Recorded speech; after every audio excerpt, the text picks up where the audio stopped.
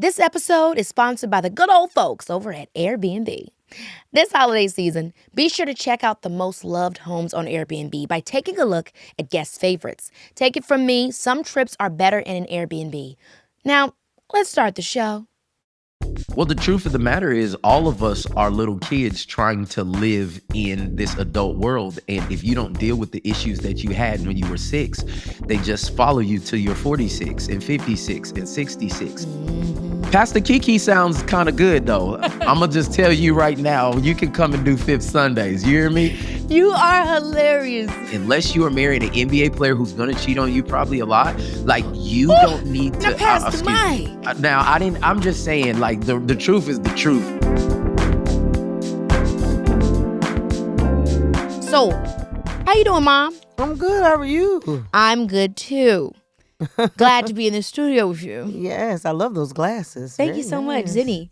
Okay, so let's get right into it. I'm talking to Pastor Michael Todd today. Do you know who that is? I did not know. Okay. I didn't know about him or anything. I just, So, I mean, he's a pastor. He speaks a lot about relationships. I feel like he really tries to take a very, like, millennial kind of, like, approach to his conversation. Like, he really tries to bring his background and I don't know. I think he went viral for this Easter Sunday production that was like huge, very much so like those big mega church type vibes where they put on the show and the music and etc. I mean, there was one particular aspect to it where he was preaching and he spit in his hand and wiped it on the man's face. And a lot of people were like, oh, hell no. And so, this was online? This was like online. It was like, you know how they do it, what's happening in the church and show online. Yeah. So he got a lot of mixed reviews. Obviously, he has a huge support. Where's he from, the church? I think Oklahoma. Okay. And it's called Transformation Church. Yeah.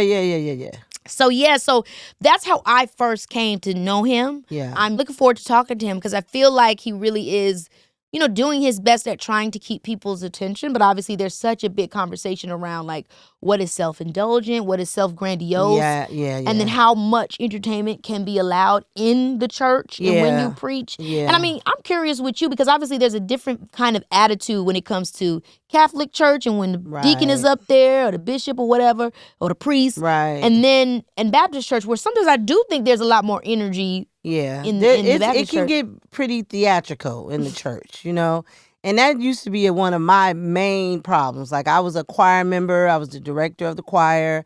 And it just seems like there are a lot of personalities in there. And sometimes it can feel like you're like in a R&B situation. You know what I mean?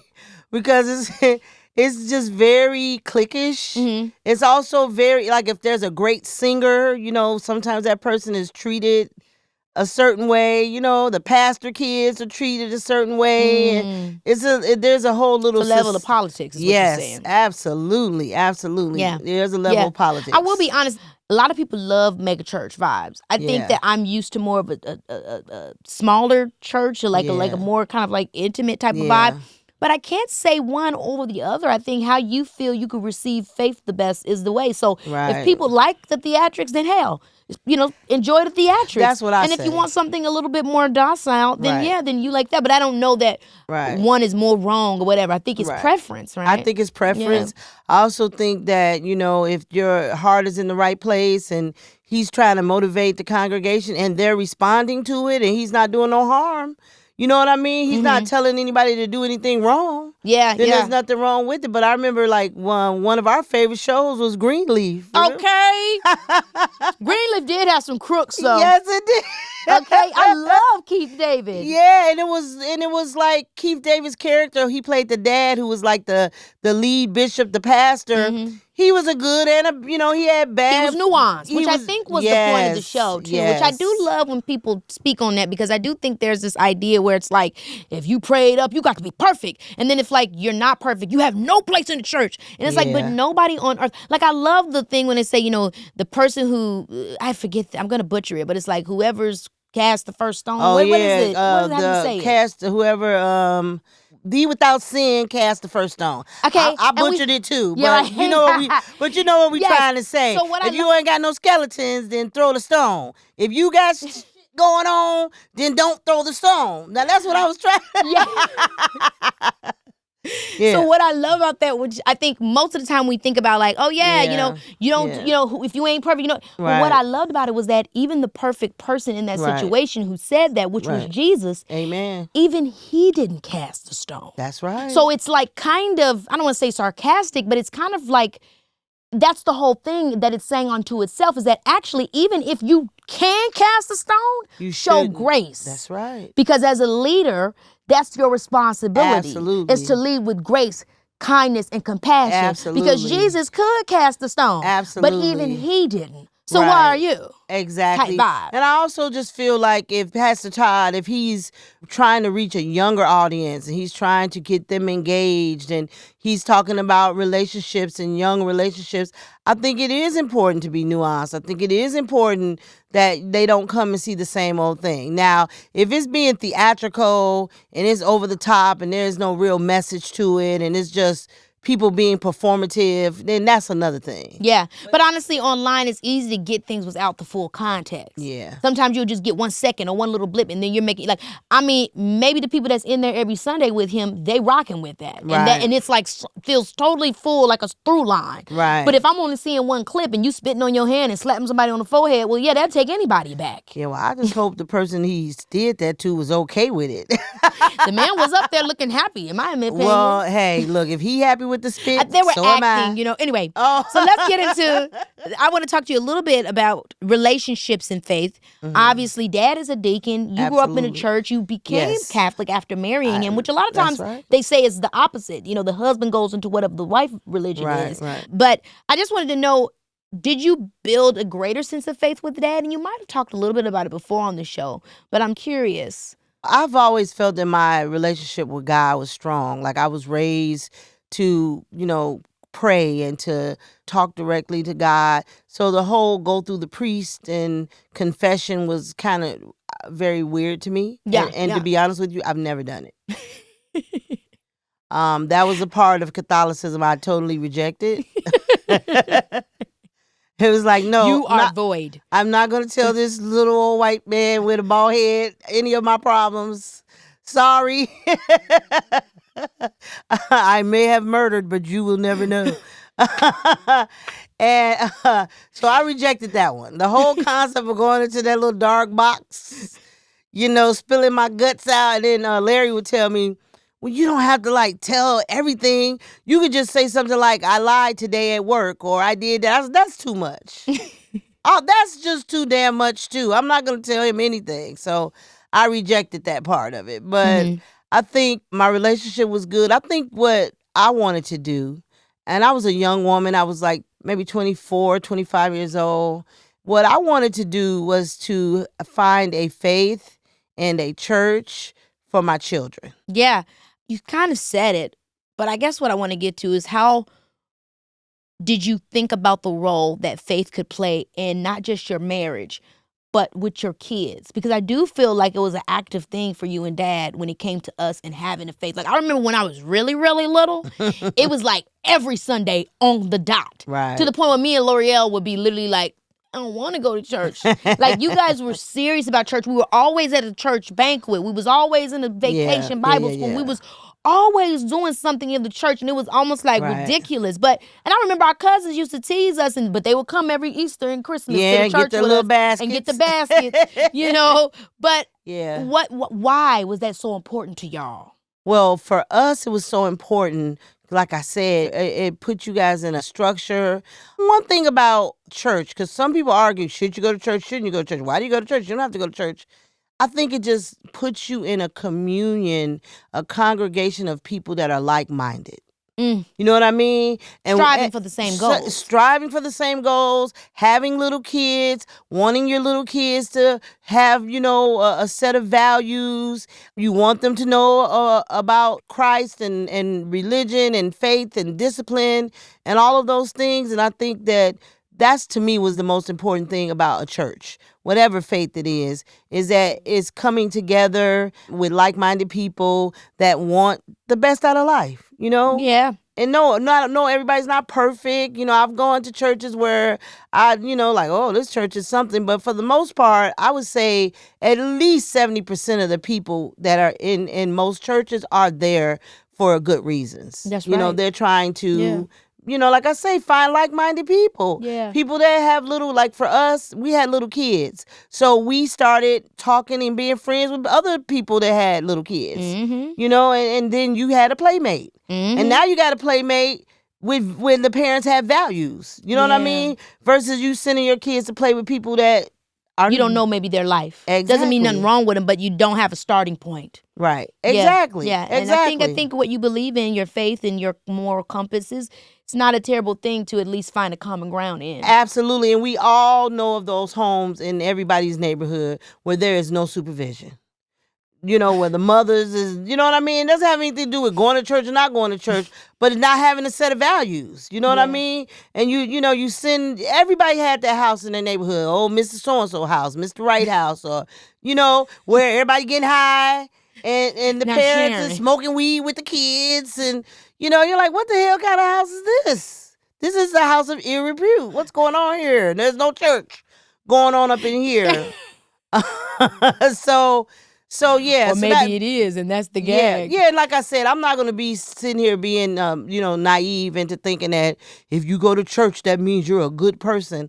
I don't Right. really, you know, I don't really make that judgment. I just think if you make an effort to have faith and go to church on a regular basis, then chances are you are trying to be a good person.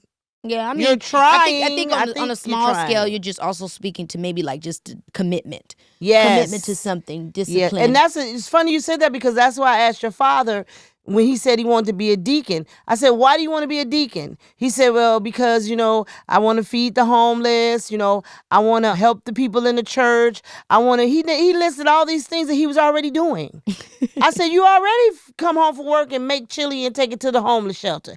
You already do it. Why do you need a title? I thought it was an ego thing. I was like, why do you need a title? And then he hit me with the, you know, he always got these deep words that make you feel foolish. He goes, because if I become a deacon, it is a commitment that I cannot back out from. Yeah. I was like, ain't this some shit? It's funny because I was watching this TV show Evil, and I know I've been talking about this show so much, but it's so interesting to me, and it speaks about the connection. That show scares me. It's so scary but good. But that man, Mike Holter, Yes. he remind me of Dad, but he's a priest in the show. Yes. And he said that he was like, when all the things that's going on in this world and things that have no promise, I'm committed to God. Yeah. And that means something to me. And that Yeah. is something that I cannot back down from. Yeah. And that really, I was like, Larry? Yeah. Like, I just love Yeah, but that's what actor. he told me. He told me, he said, I want to be a deacon because that means I'm making a commitment that I cannot, you know, back away from. Yeah. And I had to respect that. I was like, oh, okay, here we go, Opie Taylor. All right. It's time for me to get into this conversation with Pastor Michael Todd. Thank you, Mom. Oh, you're welcome.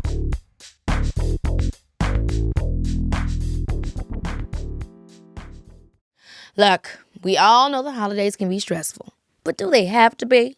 We all know that some trips are better in an Airbnb, and that includes holiday travel. Picture this. Instead of cramming into grandma's guest room or fighting over the pull-out couch, you could be chilling in a cozy cabin with a fireplace or living it up in a spacious house with room for everyone, all within driving distance. So, for those moments when you're tired of being reminded of all the pressures of the holidays, check out nearby guest favorites on Airbnb. Find a cute little cottage on the outskirts of town, cook up a family feast in a fully equipped kitchen, play board games in the living room, or have a movie marathon with the babies. And the best part, you get to make memories in a place that feels like home, but with all the excitement of being somewhere new. Remember my Joshua Tree moment I was telling y'all about a couple months ago? I'm trying to tell y'all, Airbnb's got you covered for those local getaways that feel like a world away. It truly felt like I was on another planet, but it was only a couple hours away. So this holiday season, why not switch it up with Airbnb? You deserve a relaxing holiday season. 'Tis the season for year-end wrap-ups, and baby, Audible is coming in hot with this year's Best in Audio Entertainment. Audible's Best of 2024 picks are here, bringing you the year's top audiobooks, podcasts, and originals across all your favorite genres, from memoirs and sci-fi to mysteries and thrillers, romance and well-being to fiction. Audible's carefully curated lists is the perfect way to experience 2024's finest audio offerings. You can dive into a star-studded production of George Orwell's 1984, putting a whole new spin on this grade school classic with cutting-edge sound effects and bold, dramatic choices. For those who like to indulge in romance, there's Emily Henry's Funny Story, or for those looking to tap into the strength of the American spirit, you can listen to Supreme Court Justice Ketanji Brown Jackson's memoir, Lovely One. And for my fiction fans, y'all can immerse yourself in a captivating fiction such as The Woman by Kristen Hanna or Percival Everett's brilliantly subversive James. This holiday season, gives yourself the gift of imagination. With Audible, there's more to imagine when you listen. Discover all the year's best waiting for you at audible.com/bestoftheyear. Baby, this is Keke. I am thrilled to have today's guest here. Okay, he's the lead pastor of Transformation Church, a New York Times bestselling author, and he's known for delivering powerful messages that make faith feel real and relatable. You already know who it is, Pastor Michael Todd. Welcome to the show. I'm so excited to get to talk to you today. How are you? I'm great. What's going on, my sister? I'm so glad to be here with you. And you look beautiful. Your spirit is radiating. And I'm excited for this amazing conversation we get to have and everybody else gets to have with us. Yes, I couldn't agree more. Now, New York Times bestseller, I need to get some tips from you because you've already had a New York Times bestselling book, okay? And then now you have a new book that you just put out called A Cup of Love this year. How are you feeling about that being out here and especially coming out of such a successful previous book? So you got to realize my journey to being an author is one that is not even something I could have imagined. Like I barely graduated high school. Okay. So like being a 3-time New York Times bestselling author, like my baby mama had to help me with my homework in high school. Like it was. Come on, baby mama. That's a good one. Come on, baby mama. And so to think that God could take something that I felt deficient in and turn it into something that helps so many people is just a blessing. And this last book, A Cup of Love, is so special because I actually wrote this with my daughter. Wow. How old is your daughter? She's 10 years old. Oh my gosh. So this whole book, A Cup of Love, is a story about why me and her mom go on date night every Tuesday. And it's a real story of that happened in our lives. And we thought it would be important for people to understand how the relationships that you put a priority on actually give back to you and give you the life that you want. And so me and my daughter wrote this book called A Cup of Love together, and it's touching families and helping people. And it's a derivative of my first book, Relationship Goals, How to Win in Sex, Marriage, and Dating. And we're just trying to make it something that we don't wait till we're 30 plus to figure out how to do relationships right. Like we teach our kids how to do relationship right. And that would change everything. Yeah, I love that because you do have the subtitle on the new book, A Cup of Love, Relationship Goals for Kids. And I was wondering what that meant, and you just explained it. What inspired you to write it? Was it simply just now wanting to translate that conversation after the success of the first book for adults? You just wanted to get it started for the kids too? Well, the truth of the matter is all of us are little kids trying to live in this adult world. And if you don't deal with the issues that you had when you were 6, they just follow you till you're 46 and 56 and 66. And so the truth of the matter is when people are insecure or feel rejected or not seen at that young age, that's why they do all the things that they do when they get older. And so I thought that what better way to be able to start the process, not just of helping people find relationship goals and get their relationships in order when they're adults, but what if we could just like actually give a blueprint and a playbook for us to teach our children how to do the same thing? And so for me, I have 4 kids, and one day they're going to be dating somebody that I might have to kill. And, I want them to know their worth. I want them to know their value. I want them to understand that there is a right way to do relationships, and a lot of people out here playing. And I think that if we can start that conversation young, that there would be a foundation on the inside of them that will follow them and they'll know the right way to go. And so for me, I'm a man that thinks generationally, and I want people to be blessed no matter if you're in your 60s, 70s, or you're 6 or 7. And I think that's why we decided to do it like this.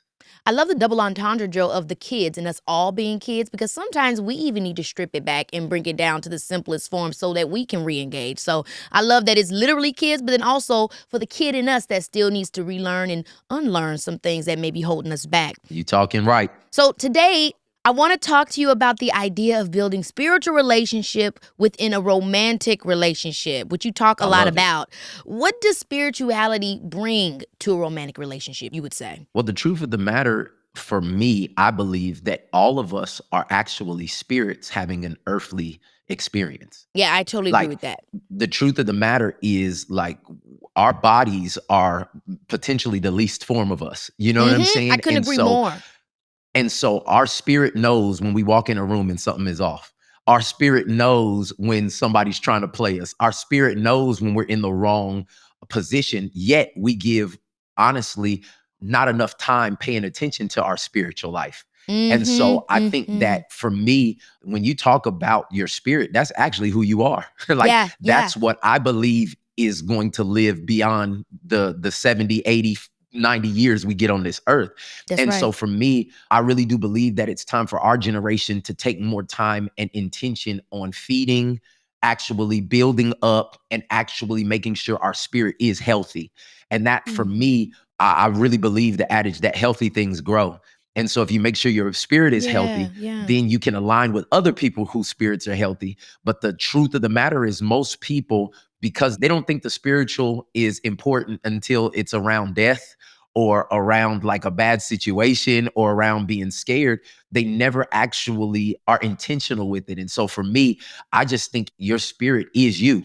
And I think to your point, it's also quite difficult when we aren't in a totally spiritual realm, right? We have to live with the binary aspects of life. Sometimes there's no nuance, especially in today's day. And everything is very this or that, up or down, left or right, black or white. And so I do think it becomes difficult to, how do I pull this spiritual element of myself in something that doesn't really allow it to exist? What are some of the most common ways you see a romantic relationship suffer from not incorporating spirituality into it? Well, people use this scripture all the time, but I believe there is some real power to it. People spiritually are unequally yoked. What does that mean to you? Let's unpack that, because we hear it so much. Yes. So what would you describe it as to somebody that doesn't know what that means, or that's cliche? No, this is not cliche. This is actually very practical. And this is why I love studying the Bible, studying history, studying all this other stuff, because a yoke was actually put on oxen. And so what would end up happening is, back in the day, that when you would try to pull something or you would be plowing the farm, you would need two very strong oxen on the same thing, and they would be tied around the neck with each other so that when they would move, it would move in synchronicity and it would be at the same level. But if you got one ox that was strong and one ox that was weak, it would start to turn because they were unequally yoked. One was a lot weaker than the other, and you weren't able to go straight in a path or be able to reach the end goal because there wasn't equal strength. And I think that's what it comes to sometimes spiritually, is that we get, or even just relationally, or even just maturity wise, that many times we'll get with somebody because they look good. Baby is fine, or my man has got the six pack, or they're business savvy, or whatever the thing is, but you didn't go deeper. You didn't see what their value system looked like. You didn't see what their character actually has produced. You didn't see where their spirit is either fed or neglected. And so you get into this thing, you begin to love these people, you begin to buy houses with these people, have kids with these people, go on vacations with these people. And then one day you wake up and you realize, like, I'm stronger in this area that they don't even value. Or I'm hurting in an area that they don't care about. And a lot of times that's why people go in circles in relationships, is because they've never actually either built up the strength to be with somebody that is on the same page and same level. And I'm not saying perfect, but I am saying progressing. I love the word that you just said there, because I think this is something that everybody wants to know, guys and girls, when it comes to this idea of relationships and understanding, especially when you're a faithful person, you believe in forgiveness, you believe in patience, you believe that people can grow. What are the delineating factors that allow you to know that this person can't get stronger, right? Like there's an idea, like what do we think about, like we're not equally yoked right now, but maybe eventually, well, how do we deal with that as a Christian person? How do you deal with the realities of not throwing someone totally away, but also not bringing them close enough if they are going to make you sick? Like what are those? I love it. That's I love tough, it. right? Yeah, it's a tough thing, but I think one word, it's a B word, and it's a 4-letter word for some people, but it has more letters in it. It's called boundaries. Yeah. Boundaries are a blessing. And most people cannot see themselves giving somebody they love or they really like a boundary that would allow them to have the space to grow into who they're supposed to be. Now that's And so a facts. lot of times we're playing house where there actually needs to be a boundary. Like, you don't get to touch all on this. You don't get to have me on speed dial. You don't get to do this until I see some growth in that area, until I know that you can make me a priority, until I know that this is important to you. And so, yes, it is difficult sometimes because we all want to see the best, especially the people that we have memories with and have had time with. But until you set a boundary, sometimes people don't understand the blessing of who they can become after there's a boundary set. And so if they're showing you over and over and over and over again that this is not important to them, growing in these ways are not important to them, sometimes you're better off stepping back, because what you're getting desensitized to what your worth is. Yes. And so what ends up happening is you start settling for things that are below things you would ever settle for with anybody else. But because of time served, or how many moments you have, or the children you have with these people. I think honestly, fear, which a relationship, whether it's for you or not, it's challenging you also to love yourself more and to be able to say, this is what I need or this is what I can't do. And it's so important to have those boundaries, but it is difficult when you aren't completely having a strong relationship with yourself and love with yourself inside to say no to that person, to actually show them the love that you're showing yourself enough to have that boundary. It's really tough, though. It really is. It's difficult. It's difficult because, and I actually believe that the only way you can do that is by having a strong relationship with God. So once you have a strong relationship with God, that changes the way you see yourself, which then can change the way you love somebody else. So let's break that down. Let's talk about what that looks like, how that looks, right? Because I think sometimes people hear these things like, what does that mean? How does that mean? How do you reach that? I remember when I was doing this movie called Joyful Noise. It was about music in the church and family and community and all this stuff. And this man, he was a part of the ensemble of the choir, and he was talking about him and his wife. And he said, being married is the closest you could be to God. And I thought, what is he talking about? What does that mean? I didn't understand. I was 17. But as I've gotten older, I really started to understand what that means, what that looks like, what a commitment means in that way. What is the reward at the end of that commitment? What it looks like going through hard times with someone and still choosing them and having that love, the same love that God has for us. So I'm curious for you, how would you explain that journey of internal love with God and being able to share that outwardly, if that's the way you would say it? So the beautiful thing about having a relationship with God is there's this book called the Bible, that there is a lot of principles as well as facts, as well as historical moments that allow us to look at the love of God in action. So that's the first part of it. The Bible says, for God so loved the world, not because he was bored or because he needed something. He said, because he loved the world, he gave. Well, right there, just that. Come on. Just right there, if you take that principle, extract that principle, that means if you love, you have to give something. And the truth of the matter is, most of us live selfishly. The only reason I'm trying to do this is so I can get something, or I can have sex, or I can be with you, or you know what I'm saying? But switch that. How do you define love if there is not some type of exchange, sacrifice, giving? And service. And that's where, for me, I made a decision early on. I was like, the Bible tells me that I cannot love my neighbor, my girlfriend, my wife, except to the level I can love myself. And so I got to figure out how to love myself. And the only way I can love myself is by going to the manufacturer, the one who built me. If my iPhone breaks, I could actually ask my brother or my friend or people who watch a bunch of things like, how can you fix this? But the sure way to know how my iPhone works is to go back to the manufacturer who made it.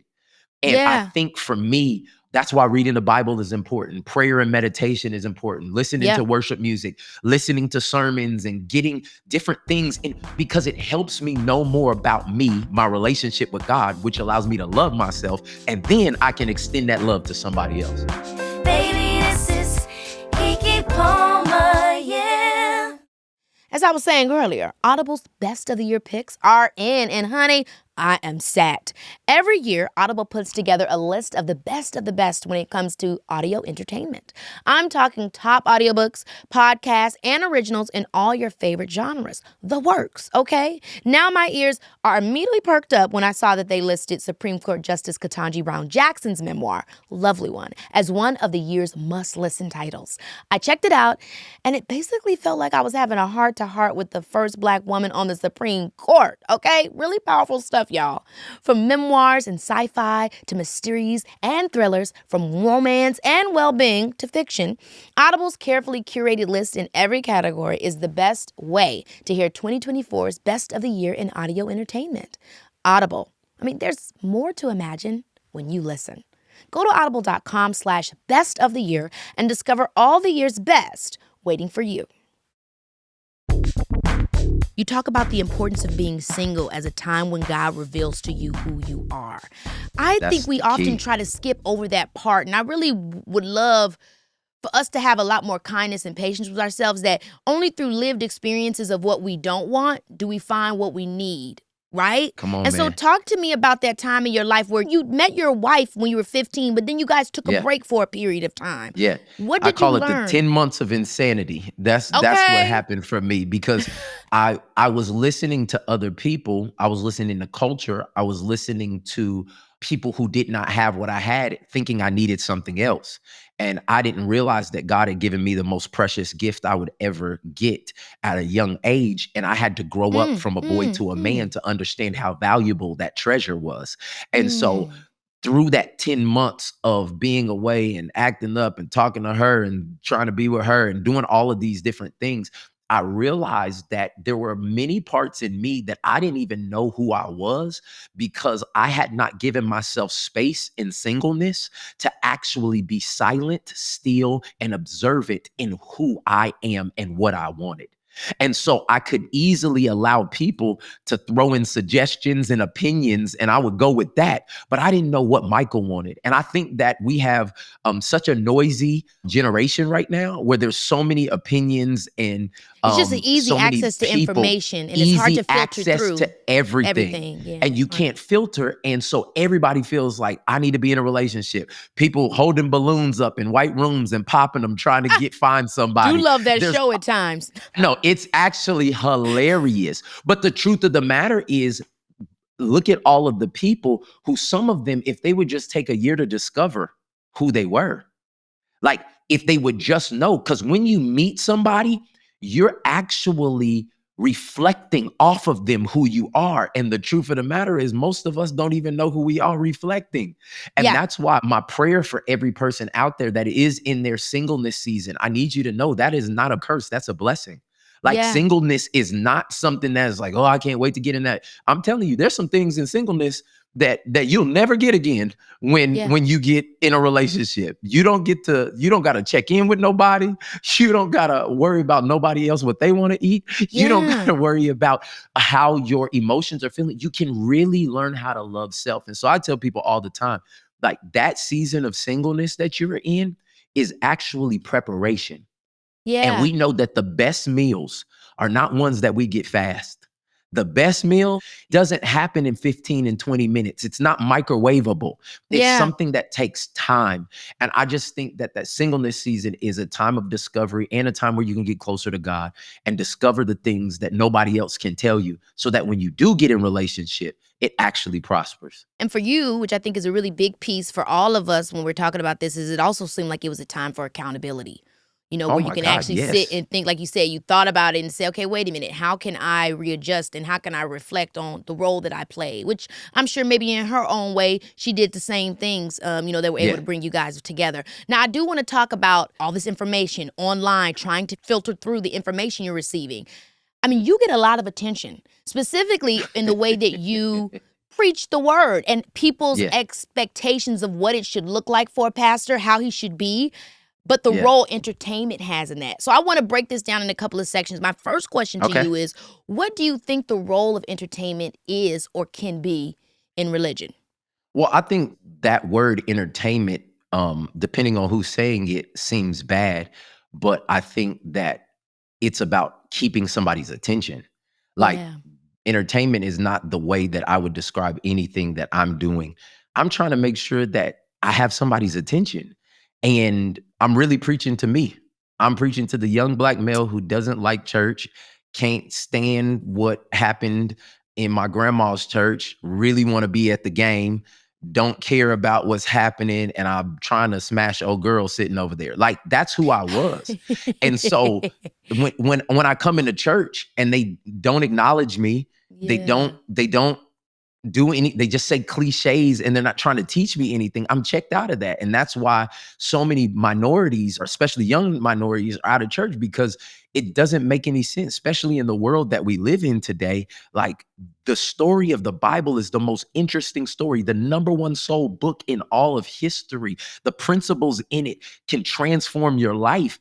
And for me, it transformed my life. And so, Keke, like, I made a decision, like, when I went from being a liar, a manipulator, addicted to pornography, a bad person, had all kinds of crazy stuff in my heart. When God changed me, I was like, I'm going to use everything I have, everything. If it's just for one person to be able to know the love of God, I'm going to do that. So my natural personality is funny. My natural personality is loud. Like, that's who I am. I was just going to say that I'm not a pastor, but I am a storyteller, and I do have deep messages that I like to get across as an artist. And I am also Pastor Keke sounds kind of good though. Pastor Palmer does sound kind of good. I'll tell you. My dad is a deacon, so we do have Deacon Palmer. Okay. But to your point, like, I am flamboyant, big, dramatic. I use humor. Sometimes I use tears to also tell my stories and my messages. And I remember when you did the Easter Sunday thing and people had a lot of, responses. And I was like, damn, that is kind of crazy and dramatic. But at the same time, I don't know if I was a pastor in this day and age, how I would have to think about bringing light and attention to the word in a way that doesn't feel like it is separate from me.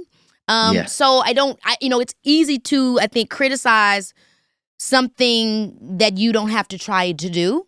So when you are trying to do it and you are trying to reach out, I think you are figuring it out the best way that you know how. What did you think that you learned from that situation and how that affected maybe the way you wanted to do it differently? Or how do you speak to people that feel like that was too much?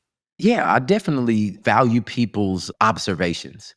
Yeah. I don't necessarily try to fix their opinions. Sure. Because I have to be me.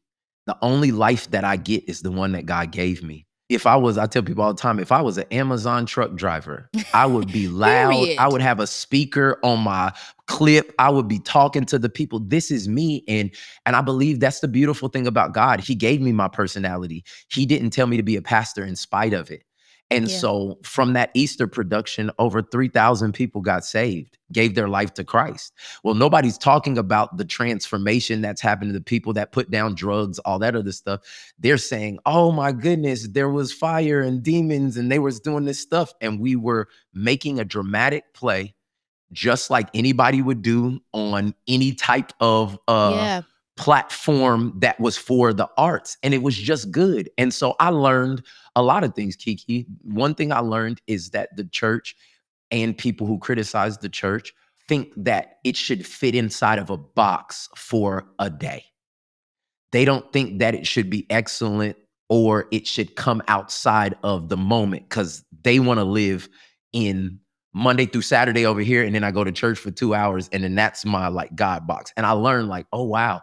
And it's not just people who don't know God. I'm talking about like people who like are in it. Well, I mean, I think that people don't feel like our everyday living can be intertwined. Like it immediately goes secular or righteous. Yes. And it's not a place for those lessons to sit in between. And I think it maybe could do us some good if we actually stopped, I don't know if the word would be self-loathing, but thinking that who we are as we are is not acceptable in a place of God.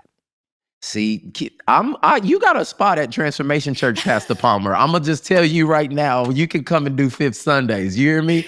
You are hilarious. The truth of the matter is, if Jesus was on the earth today, what would probably be his profession? He would be a movie producer. He told stories. He literally sat down and told parables to huge groups of people. And that word parable is parabole. That means a story that actually gives a truth. He would have been doing that. But for me to do that, it was just me trying to reach people who ain't never coming to church. I got excited when you said it because I think that that's why I am a storyteller. Growing up in a church and hearing those stories and getting those messages, that is why I love telling stories. So it Wow. is, you know, I remember thinking of that and growing up and hearing this story and the prodigal son and oh my gosh. And I love these stories because they made me feel like I was seen, you know? Yeah. Yeah. Which is interesting because that's what you said you're trying to do. That's me too. And so just grateful for it. Wow. Okay. I like talking to you, Keke, Pastor Palmer. This like is all right with me. you too. I like talking to you too. It almost kind of looks like we cousins. We need to run a DNA check or something. It feels like we missed each other at the family reunions. Where your people them from? You know how they say where your My people people them from? Louisiana and Alabama. Okay. Yeah. I ain't got no people What about down yours? there. My folks, Arkansas, Mississippi, Tennessee, you know. That's all still Midwest country South kind of situation. You never know what's happening. You never know. Honestly, I could talk to you all day. I'm so mad. I wanted to get into so much more stuff about relationships and a cup of love and all that, but that means we got to have a part two. We got to do it again. We'll get into a part two. It has been awesome to talk to you. And before I let you go, I got to do what I always do. I play a game. And if you're down for it, we can get into it. I'm down. Okay, this one Let's is get into called What Would Pastor Mike Do? Okay, so I'm going to Okay. give you different relationship scenarios, and you tell Okay. me what the right thing to do is. Sound good? This could be dangerous. I'm down. Okay, this could be dangerous. Let's go. Okay, you suspect your partner is cheating on you. You see they've left their phone out. Do you pick up the phone and read through their messages or not? Yes. I know that's I don't listen. Excuse. Listen. Hey, listen. If we supposed to be doing this thing, I believe Okay, in ain't no secrets, transparency Pookie Boo. and honesty. Ain't no secrets. Ain't no WhatsApp. Why you in WhatsApp? Ain't nobody out the country. Like we Now, need Pastor to Mike, be what honest. do we say to the people that's going to say, well, Pastor, you was just talking about boundaries. What if that's my boundary not to let nobody in my phone? How does that play into, having no I got line? what you're saying. Okay, so how do we tie that in? So the truth of the matter is, speaking as somebody that comes from secrets, like that's the life that I used to live. Ooh. There was nothing on the good on the other side of my secrets.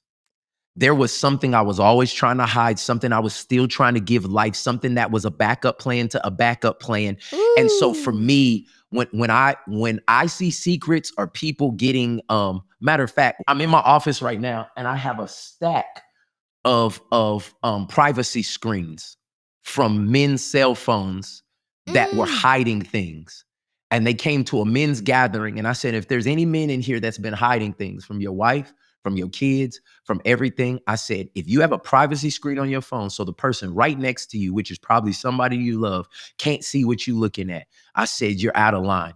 I said, you're supposed to be a man of integrity, a man that can be trusted when it's in front of people and when it's behind closed doors. And I said, if you're in here and you a real man or you want to be a real man of integrity, I said, come bring me your privacy screens. I have a stack full of screens because people were holding secrets. Interesting. And I've gotten testimony after testimony of people. Now, I understand if you're in the government or the CIA or all that other stuff, but that maybe don't you're mean... talking to your mama about you got a boil on your booty. I mean, it could be things. Okay, that can work too. But the truth of the matter is, what's the harm in the person you love seeing that text? Yeah. There's no problem They done with that. seen the boil anyway. They done seen your booty and the boil. You hear what I'm saying? So what I'm saying to you is, like, for me, I stay away from all secrets because that feeds my lower nature.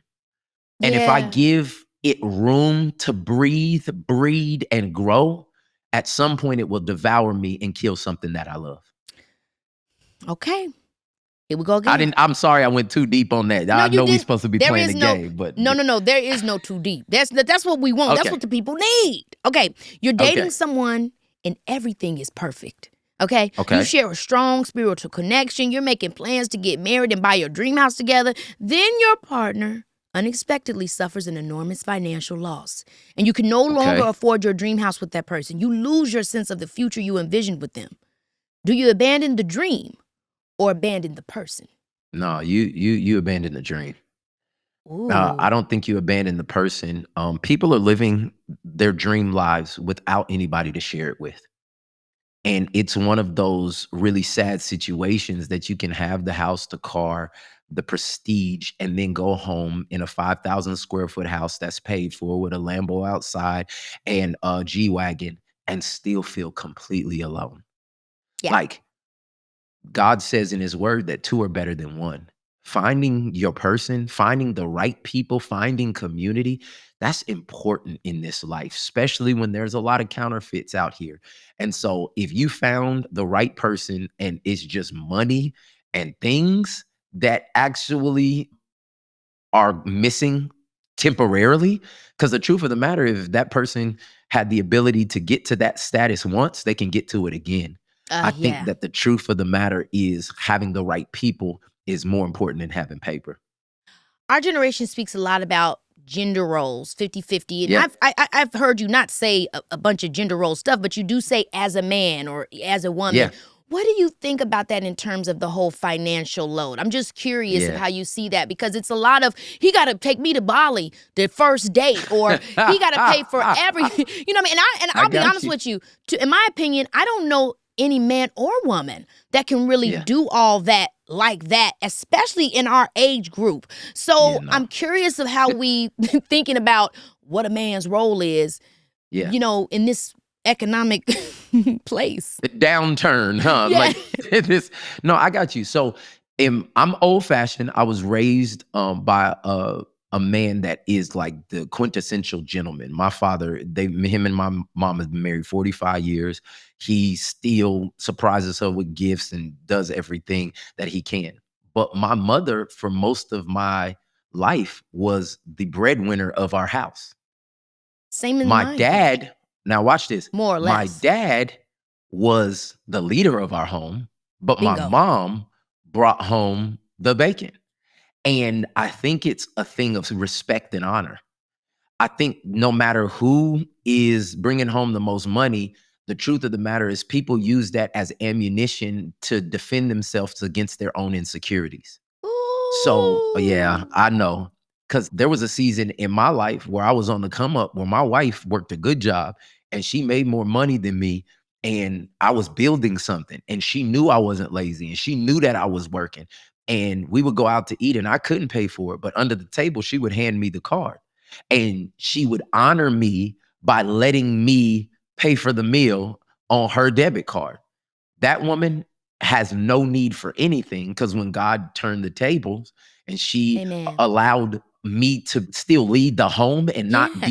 demasculate me, and it has turned into the greatest blessing of her life. And so that's the thing, no matter who it is and where it is, I do think there is a little sensationalism around like, my man got to come and do this and do this and do this. And it's like, baby, like that's not even real. Like, unless you are married an NBA player who's going to cheat on you probably a lot, like you don't need to, excuse me. Now I'm just saying, like the truth is the truth. Like you want a Birkin bag, but you don't want exclusivity. Like he's going to share it around. So the truth of the matter is, I think we need to be looking for character more than we're looking to play a character. And that's where, for me, I think it's the person. Like you gotta make sure that you're aiming and being the person. And I think some people just missed it. So many people are really obsessed on who they're going to be with instead of who they are being. Yeah. Because you only can attract what the you level are. of character that you are. I couldn't agree more. I could talk to you all day. We might have to do this again, Pastor Mike. Thank you Let's so do it next much. week. You hear Yes. me? Let's do it. My Pastor Palmer, my cousin, Okay. we got to have Faith Fridays or something. Come on, we're going to have to do that. You are the bomb. Thank you for coming to the show. God bless love you you and your so family. much. Love you too, baby. Take care. God bless. God bless.